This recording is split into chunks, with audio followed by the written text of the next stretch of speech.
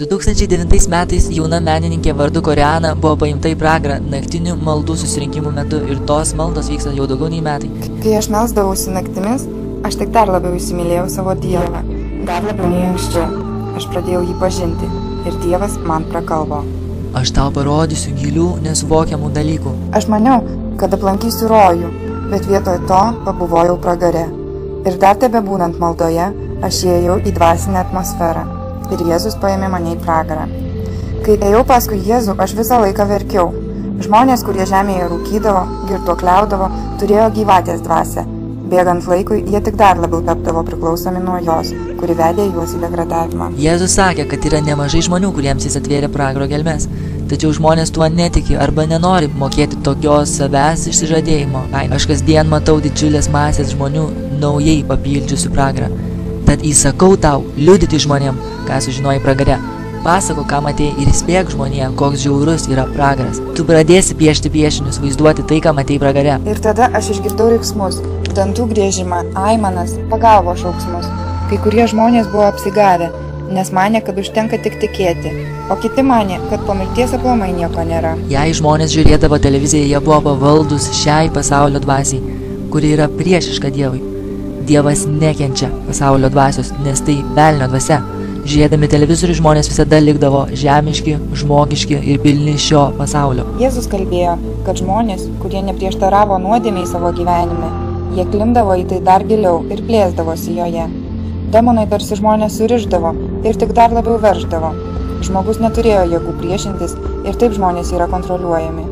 Jie tampa nuodėmės vergais. Aš jūs įspėju. Pašalink viską iš savo gyvenimo, kas ne iš Dievo. Nebegyvenk taip, kaip tau patinka. Pragare pojūčiai žymiai stipresni nei žemėje. Kai aš piešiau šios piešinius, demonai mane atakavo ir neleido.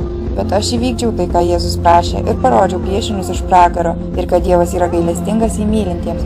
Jėzaus širdis yra sudužusi dėl žūstančios žmonijos. Šis piešinys parodo, kaip žmonės yra pragare kankinami ant kryžių.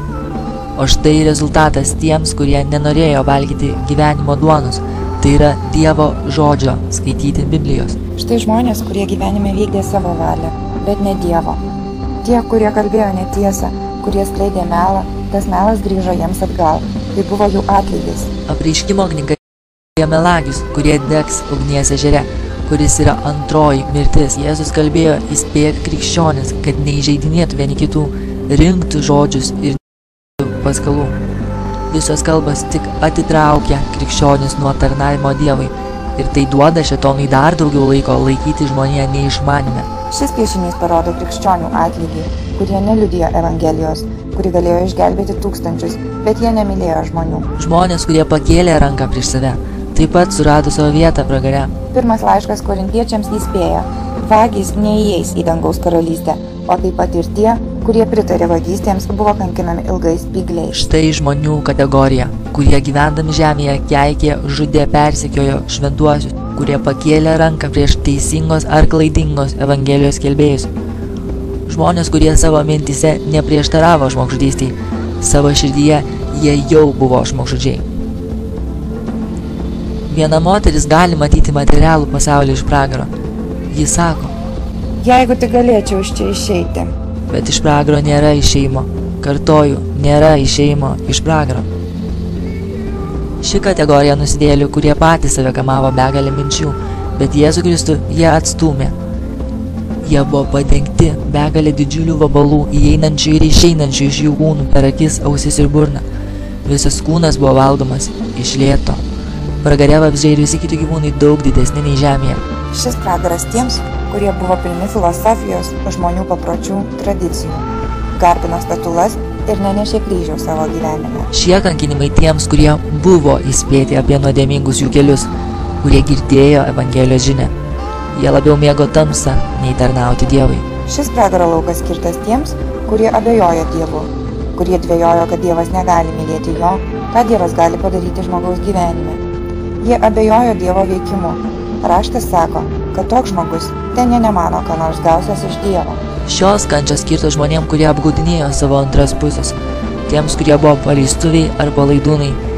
Jie yra kankinami peiliais ir strėlėm. Ši vieta skirta tiems, kurie ištisai skundėsi, murmėjo prieš Dievą netgi širdyje. Biblija sako, kad pragaras yra beribis ir niekada nepasisotina. Šis piešinys parodo kankinimus tiem, kurie tapo gėjais ar biseksualais. Luko Evangelijoje Jėzus pasako, jei neatsiversite, visi taip pat pražūsite. Apreiškimo knyga įspėja, kad jie turės gerti Dievo įniršio vyno, įpiltą ugnimi ir neatmėžtojo rūstybės taurėje, ir bus kankinamas ugnimi ir siera šventųjų angelų ir avinėlio akyse. Jų kentėjimų dūmai rūks per amžių amžius, ir jie neturės atilsio nei dieną, nei naktį, tie, kurie garbina žvėrį bei jo atvaizdą ir ima jo vardo ženklą. Jėzus sako, sek paskui mane, aš esu žmonijos gelbėtojas. Ši moteris ir berniukas žemėje buvo sūnus ir mama, bet dėl neįmanomo skausmo jie jų nebežiūri vienas kito, nemyli ir bando pabėgti lipdami viens per kitą. Pragare taip pat mačiau ir įžymių žmonių. Ispanų dainininkė Selina, kuriai buvo tik 23, kai ji buvo nužudyta. Ji buvo mylima dainininkė, sužavėjusi daugelį savo nuoširdumu ir optimizmu, tačiau to nepakako. Būdama pragaro skausmo savo įspėti jos gerbėjus nedainuoti jos dainų, nes tai atneša tik dar didesnės kančias jai.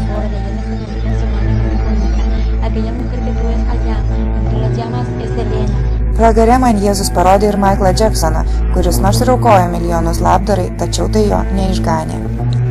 Pragare taip pat buvo popiežius, Paulius II, kuris glemžėsi turtus ir niekada nepamokslavo tiesos.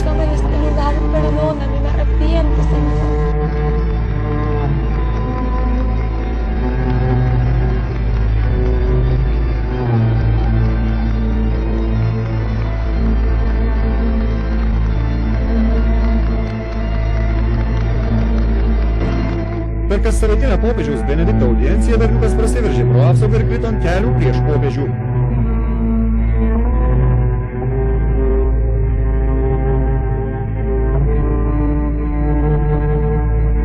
Vargas jums, kai visi žmonės jūs gyrė, nes ir jų protėviai lygiai taip gyrė netikrus.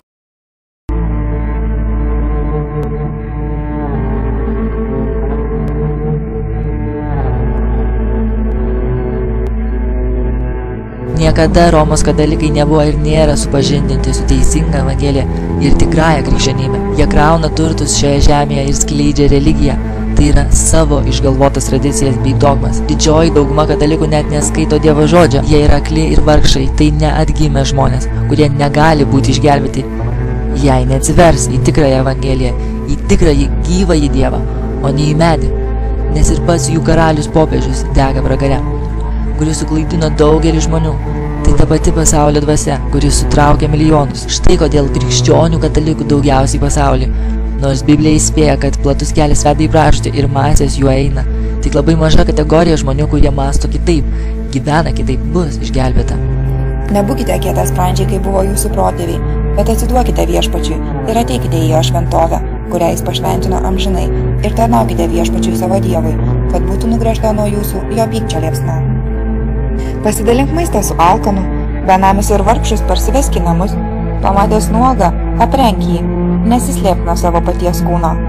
Tada tavo šviesa nušvis kaip aušra, tavo sveikata išsiskleis greitai, tavo teisumas eis pirma tavęs ir Viešpaties šlovė lydės tave.